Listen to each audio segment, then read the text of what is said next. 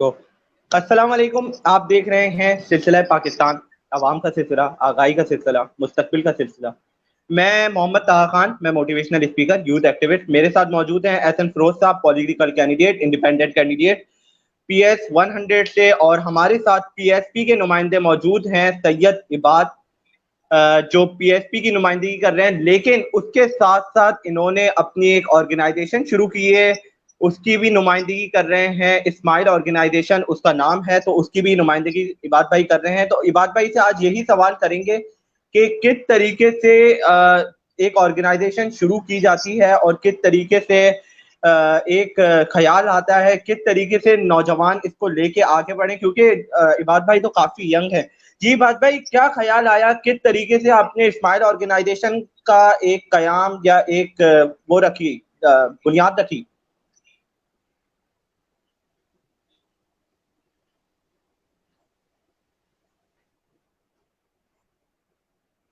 सबसे पहले वालेकुम अस्सलाम, और आप दोनों भाइयों का बहुत शुक्रिया प्रोग्राम में लेने के लिए।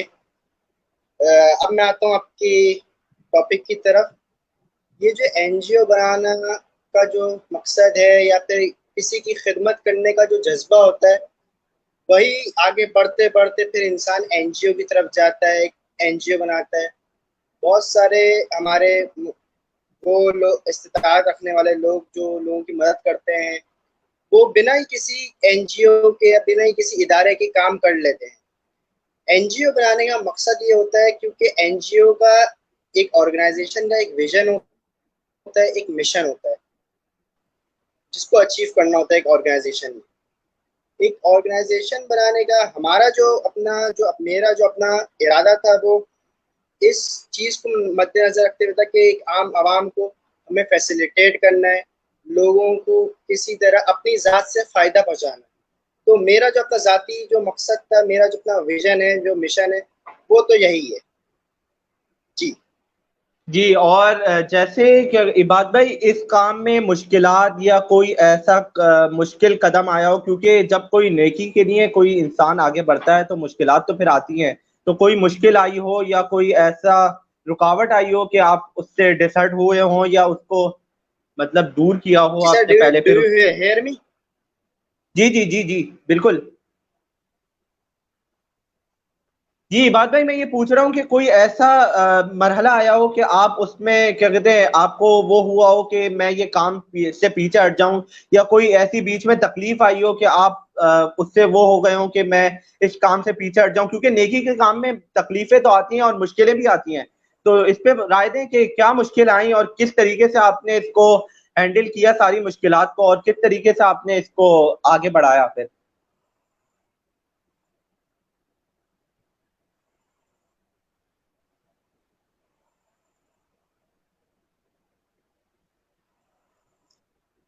नहीं, वैसे तो देखिए, मुश्किलात तो आपको आती है जब आप कोई भी काम नया शुरू करते हैं, तो आपको मुश्किल तो आती है।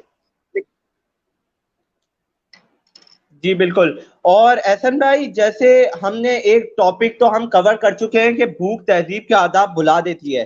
तो ये इबाद भाई से यही पूछेंगे कि किस तरीके से लोग, क्योंकि ये राशन बांट रहे हैं और जिस तरीके से ये सरगर्म है, तो किस तरीके से इनको मुश्किलात आ सकती हैं, क्योंकि एहसन भाई तो मतलब हमने एक टॉपिक कवर कर चुके हैं, तो कुछ पूछना चाहेंगे एहसन भाई?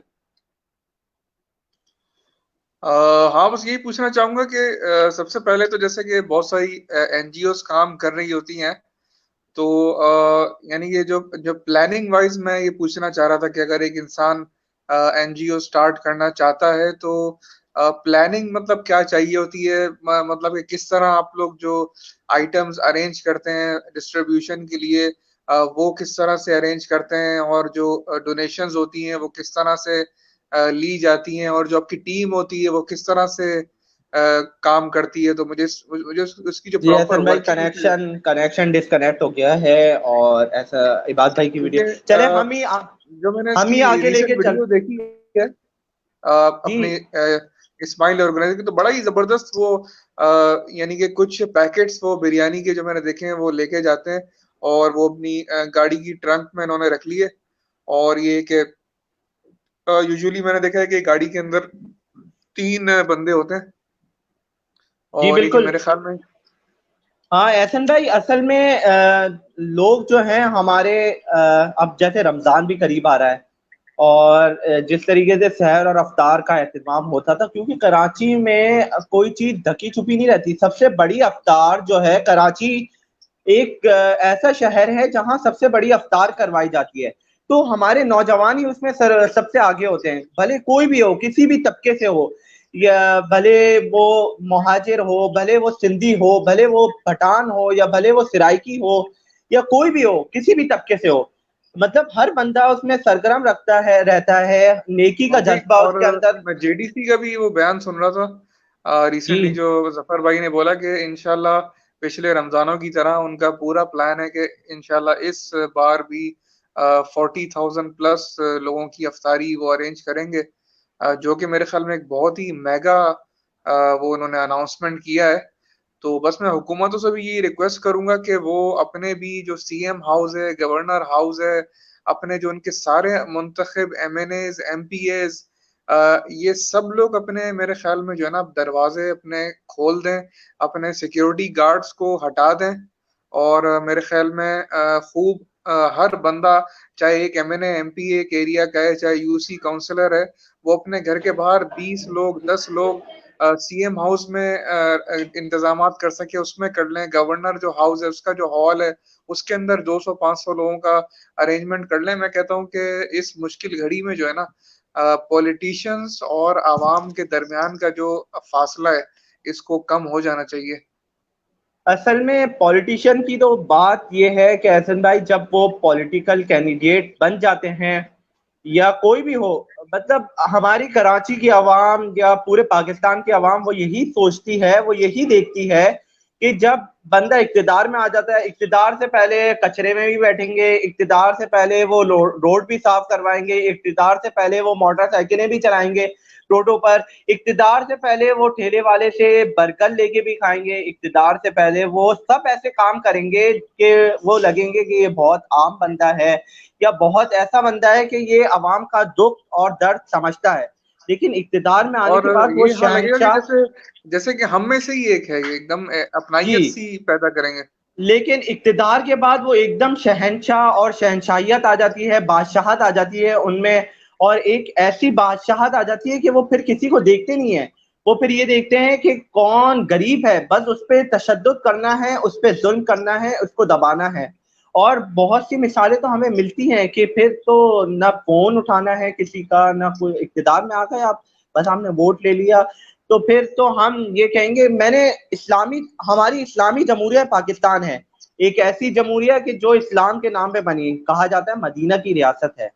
तो फिर तो मैं ये कहूँगा कि जब इस्लामी, कोई भी इस्लामी माशरा होता था, जब आप सल्लल्लाहु अलैहि वसल्लम के बाद जो माशरा आया था, या आप सल्लल्लाहु अलैहि वसल्लम के वक्त जो माशरा आया था, तो वो कहता था कि गवर्नर अगर किसी शहर भी जाता था ना, तो वो ये कहता था कि अगर इस कपड़ों के अलावा मेरे पास और दूसरे कपड़े नजर आए, या इन कपड़ों के अलावा मेरे पास कोई दूसरे कपड़े, या इन सामान के अलावा तुम्हारा मेरे पास कोई दूसरा सामान नजर आए, तो फिर मेरा गिरबान पकड़ लेना। और ऐसा माशरा भी फिर हमने देखा है हसन भाई कि हजरत उमर से एक बंदा सवाल कर रहा है कि ए उमर, ये तेरे पास ये कपड़े कहाँ से आए? तो फिर तो हमारा माशरा तो फिर इस्लामी, क्या कहें हम, इस्लामी है या किस तरफ जा रहा है? बस यार मेरे ख्याल में जो फासला है पॉलिटिशियंस और आवाम का, जब तक वो खत्म नहीं होगा, बीच में राब्ता कायम नहीं होगा, तो मेरे ख्याल में जब तक कुछ भी नहीं हो सकता। जैसे जैसे जफर भाई हैं यार, जैसे जफर भाई हो गए, जैसे कि फिक्सेड के वो आलमगीर खान साहब काम कर रहे हैं, जिस तरह ये जेडीसी काम कर रहा है, जिस तरह अल खिदमत है, जिस तरह एदी साहब काम कर रहे हैं, जिस तरह ये एदी ऑर्गेनाइजेशन काम करी, जिस तरह चीपा काम कर रहे हैं। मेरे ख्याल में उनके यहाँ सबसे अच्छी चीज क्या है कि एक आम इंसान वो इजीली वॉक इन कर जाता है उनके ऑफिसेज में, उनके लोगों से बात कर लेता है, अपने मसले मसाइल बता देता है। तो क्योंकि वहां पे कोई गैप नहीं है, क्योंकि वहां पे हर इंसान अपनी दिल की बात बयां कर सकता है कि यार मेरे ये मसले हैं, मेरे घर में खाने के लिए नहीं है, मेरे पास जॉब नहीं है, आपके पास कोई जॉब हो, आपके पास कोई राशन हो, हर चीज यानी वो बयां कर सकता है। तो ये मेरे ख्याल में सिर्फ दरवाजे खोलने से ही काम चलेगा।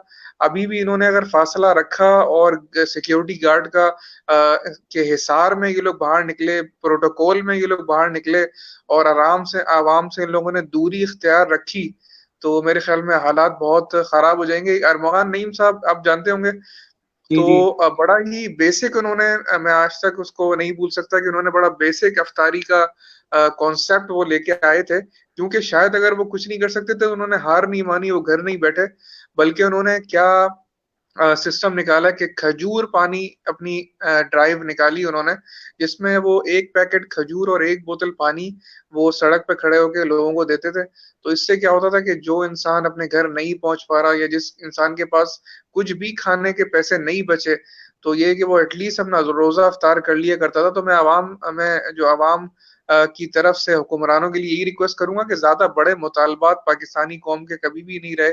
उनको बुनियादी जरूरियात चाहिए होती हैं, जैसे खाना पानी, बहुत ही बुनियादी, कोई जी वो और ऐसी चीज नहीं मांगते कि जो बहुत ही मुश्किल हो। एहसन भाई, मैं किसी सियासी जमात की हिमायत नहीं ले रहा, लेकिन मैंने जो अपना नजरिया देखा है या अपना आंखों से जो मैंने देखा है, तो मैं सब जमातों के मुखालिफ हूँ। लेकिन मुझे एक जमात ऐसी भी दिखती है पाकिस्तान में कि जिसके भले एमएनए हो या एमपीए हो, वो अवाम के दरमियान रहता है, वो मस्जिदों में रहता है। उसका एमएनए जो है वो मस्जिद से खड़ा होता है, उसका एमएनए जो है वो मस्जिद का एक नमाजी होता है, उसका एमपीए जो होता है वो मस्जिद का एक कारकुन होता है या उसी का एक कारकुन होता है। और उसके जो सरबराह होते हैं, भले हम किसी का भी नाम ले लें, उसके जो सरबराह होते हैं वो मस्जिद के मिंबर पे भी बैठते हैं, उसके सरबराह जो होते हैं वो मस्जिद के मिंबर से खिताब भी करते हैं। भले मैं एक नाम लूंगा क्योंकि मैं उनसे बहुत मुतासिर हूँ, महराजुल हुदा सिद्दीकी। जमात इस्लामी का नाम हमारे दिमाग में आता है तो फिर ये तो जमात जो है ये किसी से दूरी, चंद एक लोगों के अलावा किसी से दूरी इख्तियार नहीं करती। ये तो फिर पाकिस्तान में जो एक जमात देखने को मिलती है वो तो फिर जमात इस्लामी। मेरा खुद ये नहीं है, मैं किसी सियासी जमात की पार्ट नहीं ले रहा या मैं किसी सियासी जमात की हिमायत नहीं कर रहा, लेकिन मैं एक नजरिया बता रहा हूँ अपना। वाकई ये बात बिल्कुल सही है। मैंने भी जो उनके मुख्तलिफ इलेक्शन कैंपेन देखी है जमात इस्लामी की, तो बाकी जैसे पॉलिटिकल कैंडिडेट्स होंगे उनका बताया जाता है कि भाई इनकी यहाँ प्रॉपर्टीज हैं, इनका यहाँ जमीन है, इनका यहाँ ये है, इनका घर यहाँ पे है, इनका रहना सहना इस तरीके से है। मेरे ख्याल में जब जमात इस्लामी के कैंडिडेट्स की बात आती है तो एक अजीब सी तारीफ बयान की जाती है कि ये एक उलमा है, ये एक मस्जिद में खतीब हैं, ये आलिम हैं, ये फाजिल हैं, ये मुफ्ती हैं, इन्होंने कुरान हिफ्ज किया हुआ है, इन्होंने कभी भी अपनी जिंदगी में कभी करप्शन नहीं की, ये एक आम से और प्राइवेट कंपनी के अंदर काम करने वाले एक आम से मुलाजिम है। तो बड़ी खूबसूरत उनके जो कैंडिडेट्स होते हैं उनकी तशरीह की जाती है और उससे हर इंसान कनेक्ट कर सकता है। वो और कोई एक बात डिफेंस के और अंदर मैं रहने बयान वाले करूंगा। लोग नहीं होते जिनसे मिलना तक यानी मुश्किल हो जाए। वो हमारे जैसे ही लोग, जैसे Federal B Area, Malir, Korangi, Gulistan जोर, गुलशन, बंदा इजीली एक्सेस भी होती है उनके घरों तक। जी, और मैं एक और बात बयान करूंगा कि भले वो नायब अमीर हैं जमात इस्लामी के, लेकिन महराजुल हुदा डॉक्टर महराजुल हुदा सिद्दीकी आज भी मस्जिद में, मैं अपनी मस्जिद की बात कर रहा हूँ कि आज भी वो मस्जिद में कोई खास इवेंट होता है तो मिंबर पर आकर बैठते हैं वो और खिताब करते हैं, क्योंकि उनमें कोई तकब्बुर या कोई वो अगर रहनुमा भी बने या कोई एमएनए एमपी भी बने तो आम आदमी जाके उनसे पूछ सकता है या मस्जिद के मिंबर से या मस्जिद से ये सवाल कर सकता है कि डॉक्टर महराजुल हुदा सिद्दीकी आप क्या काम कर रहे हैं, आप क्या कर रहे हैं। तो लोग फिर ऐसे लोगों को फिर क्यों मौका नहीं देती, या हमारे जो तामीर मुस्तकबिल हमारा जो मौजू है, तो फिर मुस्तकबिल में ऐसे लोग क्यों नहीं आते। बस आखिरी पॉइंट दे दें फिर इख्तिताम करते हैं। बस यार ये बात मैं अक्सर खुद भी सोचता हूँ कि इतने सादा और इतने कैरेक्टर के इतने अच्छे और मुफ्ती और आलिम इस किस्म के लोग मुझे मुझे समझ नहीं आती कि वाकई एक सवालिया निशान है। और आवाम क्या पता, मेरे ख्याल में उनसे इतना ज्यादा क्योंकि ना वो एक बड़ी बड़ी गाड़ियों में घूमते हैं, ना उनका कोई एक वो होता है, प्रोटोकॉल होता है। तो क्या पता शायद इसी की वजह से वो एक आवाम को सियासी या सियासत से वाबस्ता ही लोग नहीं लग पाते, या पता नहीं। लेकिन ये है कि और मैंने बस देखा ये ज़रूर है कि सादगी माशाल्लाह उनके हर काम में झलकती है। तो ये है कि बस मैं कोशिश करूँगा कि सारे जो पॉलिटिशियन हैं फ़िलहाल वो यही करें कि अपने दरवाज़े खोल दें आवाम के लिए, चाहे उनके पास खजूर हो, चाहे उनके पास पानी हो, चाहे उनके पास कुछ भी हो, चाहे उनके पास कोई ज़रूरत नहीं है कि आप हज़ार-हज़ार लोगों की इफ्तारियाँ ही करवाएँ। आप कुछ भी जैसे जैसे तुमने कुछ दिनों पहले बताया था कि यार तुमने अपने घर के सामने कुछ सफाई वगैरह करवाई और उसके बाद उन लोगों को खाना दे दिया। तो किस तरह यानी बेकरार होके वो लोग खाना खा रहे थे कि पता नहीं कब के भूखे हों। तो तुमने जैसे एक एक बंदे को भी खाना खिला दिया, एक बंदे की भी भूख मिटा दी, तो जो हमारे एमएनए, एमपीएज़ हैं माशाल्लाह इतने बड़े-बड़े घरों में रहते हैं, इतने अच्छी तनख्वाह है उनकी, तो सिर्फ़ रमज़ान के तवज्जुह से एक वो अपनी सैलरी या अपनी आधी सैलरी कोशिश करें कि जो कुछ मिले वो उसको बाँटें। और जो एनजीओज़ जी। हैं, मैं तो अब कहूँगा कि जो पहले पॉलिटिशियंस हैं, वो तो हमारे एनजीओज़ के जो दिल है, जो बड़ा दिल का मुज़ाहरा किया है हमारी कराची की एनजीओज़ ने, मेरे ख़्याल में तो अभी उनको उससे सीखना चाहिए कि किस तरह से एनजीओज़ आगे बढ़-बढ़ के लोगों को माशाल्लाह भूख से मिटा रही हैं कराची के अंदर और पूरे पाकिस्तान के अंदर।